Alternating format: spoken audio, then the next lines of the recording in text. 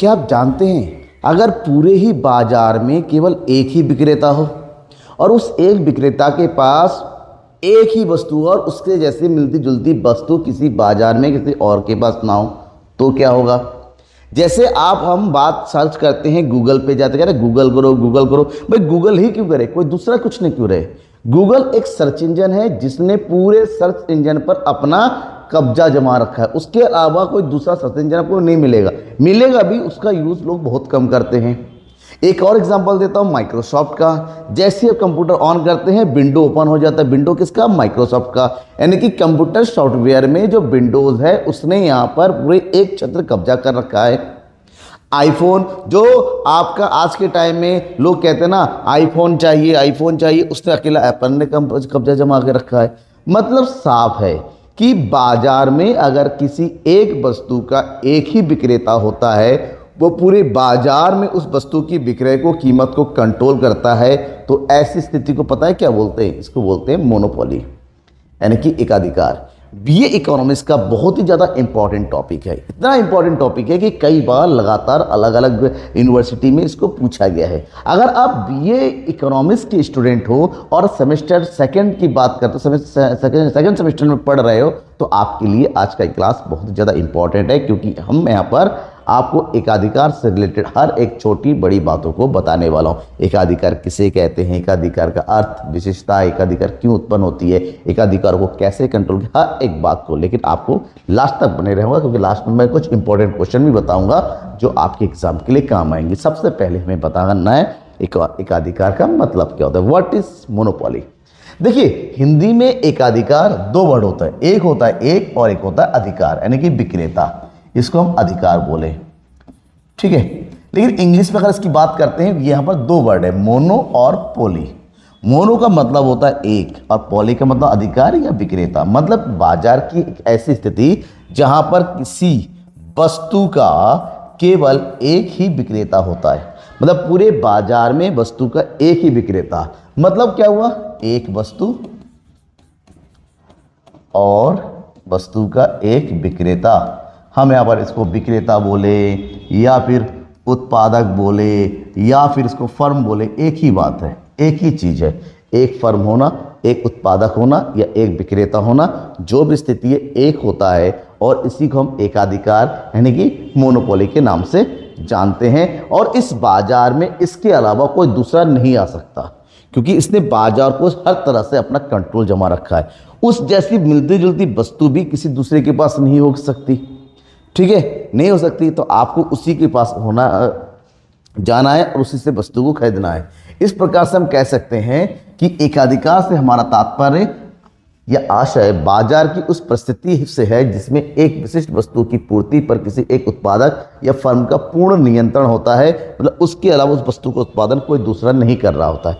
ऐसे में हम ये कह सकते हैं कि बाजार में एक ही उत्पादक या फर्म रहती है, इसलिए इसको एकाधिकार की स्थिति में फर्म और उद्योग पर्यायवाची होते हैं। मतलब यहाँ पर अगर हम एक फर्म की बात करते हैं, फर्म ही उद्योग है और उद्योग ही फर्म है। नॉर्मली उद्योगों के बारे में जब भी कहा जाता है, ये कहा जाता है उद्योग क्या है, उद्योग जो है फर्म या फिर विक्रेताओं का क्या होता है, समूह होता है। लेकिन क्योंकि यहाँ पर इस स्थिति में केवल एक ही फर्म होता है, एक ही उत्पादक होता है, तो इसी स्थिति को हम क्या बोलते हैं, उद्योग ही फर्म है, फर्म ही उद्योग है। और दूसरा, इस बाजार में कोई भी निकट प्रतिस्थापक वस्तु नहीं होती है। मतलब इसके पास ये जो वस्तु उत्पादन कर रहा है उससे मिलती जुलती वस्तु और किसी के पास नहीं होती। जैसे भारत में अगर हम बात करते हैं रेलवे की, रेलवे हालांकि ये सार्वजनिक एकाधिकार है, सरकार लोगों के हित के लिए कार्य करती है, लेकिन फिर भी एकाधिकार है, क्योंकि रेलवे में केवल सरकार का ही कब्जा है और रेलवे से जैसे मिलती जुलती कोई भी चीज़ अवेलेबल नहीं है, ठीक है। तो एक वस्तु है, अधिकार किसका है, सरकार का। सरकार की ही इसकी पूर्ति तय करती है, कितने रेल चलेंगे, कहाँ चलेंगे, रेट का कीमत कितनी होगी, हर चीज़ का निर्धारण सरकार के द्वारा किया जाता है। इसको बोलते हैं एकाधिकार की स्थिति। अब इसको अगर समझते हैं, अलग अलग लोगों ने, अलग अलग विद्वानों ने अपनी अपनी परिभाषा भी इसमें दिया हुआ है। जैसे थॉमस ने कहा है, विस्तृत अर्थ में एकाधिकार शब्द वस्तुओं अथवा सेवाओं की किसी भी प्रभावपूर्ण कीमत में नियंत्रण को व्यक्त करता है, चाहे वो मांग का हो, अतः वो पूर्ति का, किंतु संकुचित अर्थ में इसका आशय उत्पादन और विक्रेताओं के ऐसे संघ से होता है जो वस्तु और सेवाओं की पूर्ति कीमत को मतलब साफ है, किसी वस्तु की पूर्ति और सेवाओं की उत्पादन को कीमत को नियंत्रण करना, एक छत्र नियंत्रण करना कि आपके अलावा कोई दूसरा उसको नियंत्रित नहीं कर सकता, उस स्थिति को हम एकाधिकार कहते हैं। लर्नर ने कहा है कि एकाधिकारी का अभिप्राय एक विक्रेता से है। किससे? विक्रेता से है, जिसका वस्तु पर मांग वक्र गिरता हुआ होता है, मतलब मांग वक्र जो ऊपर से नीचे गिरता हुआ होता है। क्यों? क्योंकि एकाधिकार चाहे कुछ भी हो, आप वस्तु की कीमत या तो कीमत तय करो या बिक्री की मात्रा तय करो, दोनों एक साथ नहीं कर सकते। अगर आप चाहते हैं मैं अकेला विक्रेता हूं, मैं ही ज़्यादा से ज़्यादा लाभ कमाऊंगा, तो इसलिए आप वस्तु की कीमत को ज़्यादा करते चले जाते हो, प्राइस बढ़ाते रहते हो। लेकिन सामने वाला जो खरीदेगा तो वो भी तो विवेकशील है, वो भी तो बुद्धिमान है, वो घास खाने वाला थोड़ी ना है। एक उपभोक्ता हमेशा सोच समझ के वस्तु को खरीदेगा, और आप विक्रेता होने का मतलब ये थोड़ा किसी को कुछ भी बेच दोगे, सामने वाला सोच समझ के खरीदेगा। अगर आप केवल लाभ कमाने के लिए उस कीमत को बढ़ाते चले जाएंगे तो सामने वाला खरीदना ही बंद कर देगा। इसका मतलब बढ़ी हुई कीमत पर आप ज़्यादा मात्रा बेच ही नहीं सकते। ऐसे में एकाधिकार में वस्तु की जो मांग वक्र होता है वो ऊपर से नीचे को गिरता हुआ होता है, और बेनहम ने कहा है एकाधिकारी एक विक्रेता होता है और एकाधिकार शक्ति के संपूर्णता नियंत्रण पर आधारित होता है, मतलब पूरे वस्तु पर कीमत पर एक छत्र नियंत्रण रखता है। एकाधिकार की विशेषताएं कौन कौन सी होती है?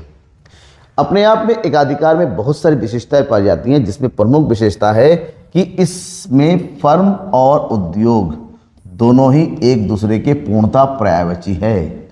मतलब एक फर्म होता है, एक फर्म ही पूरे बाजार स्थिति को कब्जा रखता है, तो बाजार यानी कि उद्योग ही फर्म है, फर्म ही सब कुछ है। इस बाजार में किसी भी प्रकार का वस्तु का मिलता जुलता प्रतिस्थापन मौजूद नहीं होता है, एक ही वस्तु होती है, उस वस्तु का एक ही विक्रेता होता है। इस बाजार में औसत आय यानी कि AR और सीमांत आय यानी कि MR दोनों ही ऊपर से नीचे इस प्रकार से गिरता हुआ होता है। जैसे मैंने कहा, ऐसा क्यों होता है? क्योंकि एकाधिकार वस्तु की कीमत को नियंत्रित कर सकता है या पूर्ति की मात्रा पर, दोनों को एक साथ नहीं कर सकता, क्योंकि सामने वाला खरीदने वाला अधिक कीमत पर ज़्यादा मात्रा नहीं खरीदेगा। नेक्स्ट, नई फर्मों का प्रवेश पूर्णता रोक होता है। इस बाजार में कोई भी नया प्रवेश, आप कहेंगे सरकार ने रेलवे स्थापना किया, चलो मैं भी अपना ट्रेन बनाऊंगा, पॉसिबल नहीं है, आप रेल नहीं चला सकते। ठीक है, आप सोचेंगे गूगल, अगर एक है गूगल जैसा मैं कुछ बना लूँगा, आप बना तो लोगे, लेकिन उस गूगल की तरह उसको मार्केट तक लाने में आपको बहुत ही जो है अब नहीं ला पाओगे, क्योंकि लोग आप उसको यूज़ ही नहीं करेंगे। गूगल ने पूरी तरह से कब्जा कर रखा है। स्वतंत्र कीमत नीति होती है इसकी अपनी, क्योंकि यहाँ पर स्वतंत्र होगा, क्योंकि वो अपने हिसाब से उत्पादन करता है, कीमत का निर्धारण भी अपने हिसाब से करता है। इस बाजार में कीमत विभेद संबंध है। अब इस कीमत विभेद का मतलब क्या होता है? कीमत विभेद का मतलब होता है एक विक्रेता, ये विक्रेता है, ये वस्तु है, इस वस्तु को विक्रेता अलग अलग उपभोक्ताओं को, खरीदने वाले को अलग अलग, मान लो उसके पास X आया, Y आया, Z आया और C आया, तो वस्तु की नॉर्मल कीमत है 10 रुपये, तो उस 10 रुपये की वस्तु को X को वो 10.5 रुपये में बेच सकता है, Y को 10 रुपये में बेच सकता है, Z को 9 रुपये में बेच सकता है, इसको 9.5, मतलब एक ही वस्तु को अलग अलग क्रेताओं को अलग अलग कीमत पर बेचना कीमत विभेद कहलाता है। विभेद का मतलब अंतर होना। यहाँ पर बेरोजगार मांग की स्थिति पाई जाती है। बेरोजगार मतलब कीमत के आधार पर, कीमत थोड़ा कम होगा तो उसकी मांग बढ़ जाएगी, बिक्री बढ़ जाएगी, कीमत ज़्यादा करोगे तो मांग कम हो जाएगी। नेक्स्ट, वस्तु की पूर्ति पर पूर्णतः नियंत्रण। यहाँ पर जो एकाधिकारी होता है यानी कि विक्रेता होता है, एक ही होता है, यानी कि वो अपने हिसाब से वस्तु को उत्पादन करता है और उसकी पूर्ति पर पूरा नियंत्रण भी रखता है। नेक्स्ट है, और इस स्थिति में असामान्य लाभ कमाया जा सकता है दीर्घकाल में। क्यों? लंबा समय होता है, आप अपने उत्पादन की मात्रा को बढ़ा सकते हैं, कीमत को नियंत्रित कर सकते हैं, ऐसे में लाभ की मात्रा भी बढ़ सकती है। तो ये होता है एकाधिकार की कुछ प्रमुख विशेषताएं। अगर आगे बढ़ते हैं, बात है एकाधिकार के वर्गीकरण, कितने प्रकार के एकाधिकार होता है। अगर एकाधिकार के प्रकार की बात करते हैं ना, टाइप्स की, तो उसको अलग अलग कैटेगरी में अलग अलग, नॉर्मली एकाधिकार का मतलब होता है एक विक्रेता, एक उत्पादक का होना, लेकिन फिर भी इसको कुछ कैटेगरी में हम बांट सकते हैं। जैसे नंबर 1, व्यक्तिगत या सार्वजनिक एकाधिकार। अब नाम से बता, सार्वजनिक मतलब सरकार के द्वारा, व्यक्तिगत मतलब निजी व्यक्ति के द्वारा।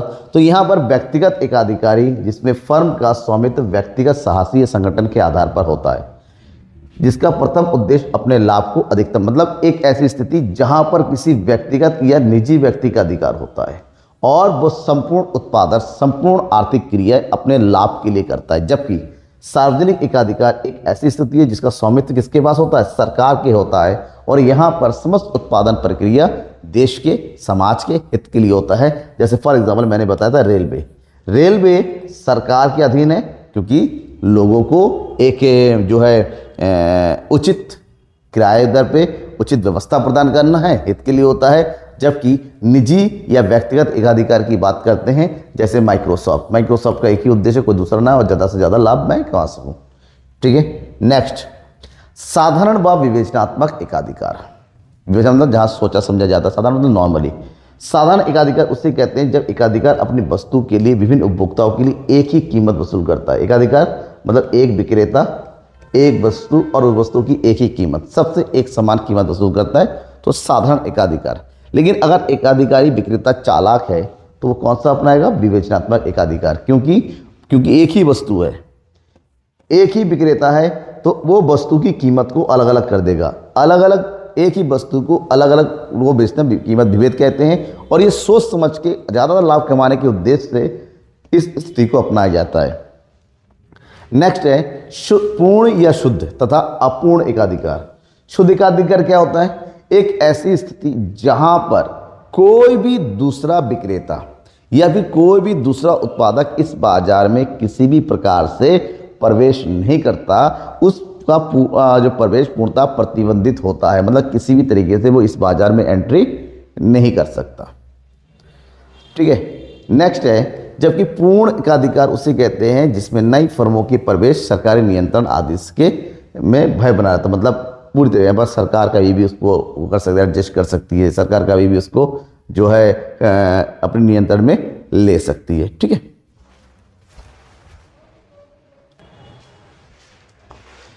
तो मतलब साफ है कि अगर कोई भी नया प्रवेश नहीं कर पाता है, पूरी तरह से रेस्ट्रिक्शन होता है, तो वो होता है शुद्ध एकाधिकार।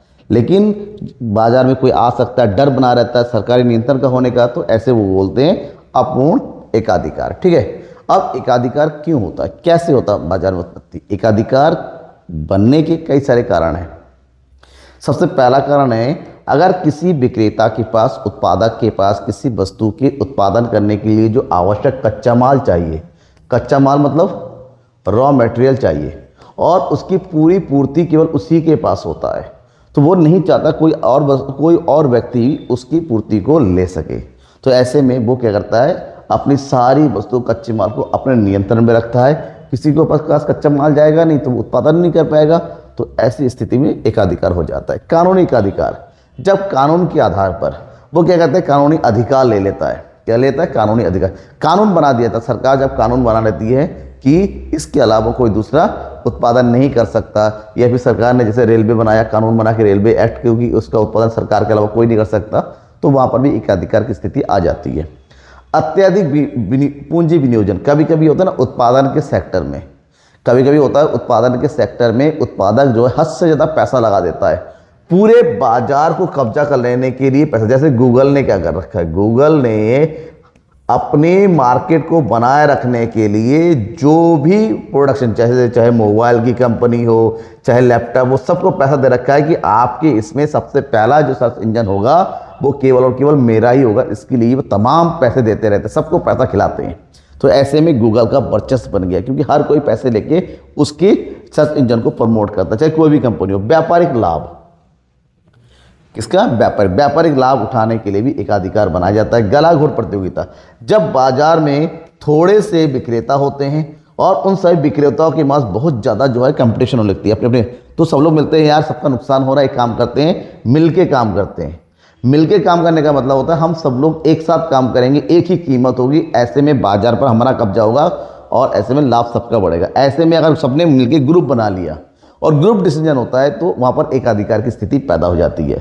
पेटेंट अधिकार, किसी वस्तु के उत्पादन करने का अधिकार अगर किसी एक के पास चला जाता है, जैसे कोरोना की वैक्सीन बनाने का जो दवाई थी, ठीक है, उसका अधिकार केवल एक ही कंपनी और उन्होंने केवल बनाया था, तो उसको पेटेंट अधिकार कहते हैं।